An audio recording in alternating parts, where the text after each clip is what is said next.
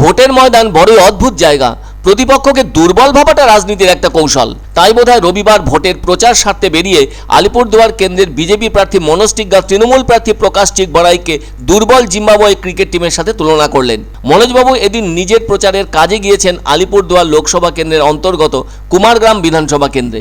তার সাথে ছিলেন কুমারগ্রামের বিধায়ক মনোজ কুমার ওরাও সহ প্রচুর বিজেপি সমর্থক। বিজেপির উন্নয়নের বিষয়গুলিকে ওই অঞ্চলের মানুষের কাছে তুলে ধরতে প্রচার করছেন এবারের গেরুয়া শিবিরের প্রার্থী মনোজ টিগ্গা। এদিন প্রথমে মনোজ টিগ্গার প্রচার উপলক্ষে কুমারগ্রাম ব্লকের কামাখ্যাগুড়ি তেঁতুলতলা চৌপতি থেকে বাইক র্যালি হয়। এছাড়াও কামাখ্যাগুড়িতে একটি নির্বাচনী কার্যালয়েরও উদ্বোধন করা হয়। উদ্বোধন করেন বিজেপি প্রার্থী মনোজ টিগ্গা। এরপর একাধিক কর্মী সভা করা হয় দলের পক্ষ থেকে। এদিন আবার কামাখ্যাগুড়ির হরিবাড়ি মন্দিরে পুজো দেন বিজেপি প্রার্থী মনোজ টিগ্গা। পরে অবশ্য বারোবিশা এলাকায় দলের কর্মীদের নিয়ে বৈঠকও করেন তিনি। আসলে আলিপুরদুয়ার জেলা 6টি ব্লক নিয়ে গঠিত।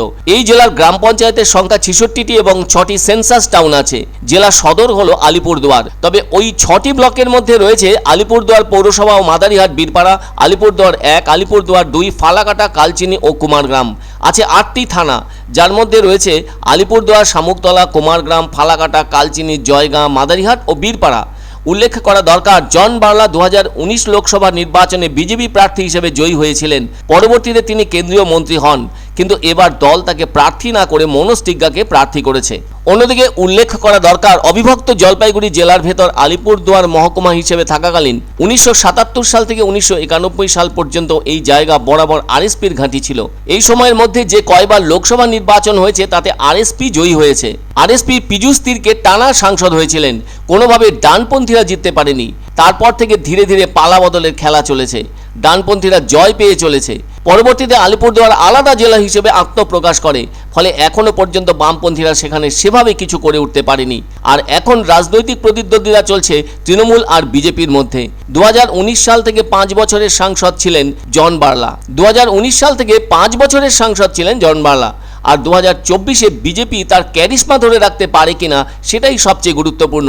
কেননা এবারে বিজেপির নতুন মুখের প্রার্থী মনোজ টিগ্গা আর তৃণমূলের প্রার্থী প্রকাশ চিকবড়াই। জেলাবাসী উন্নয়নের নিরিখে কার গলায় বড়মাল্য পড়ায় সেটাই আগামীতে দেখার।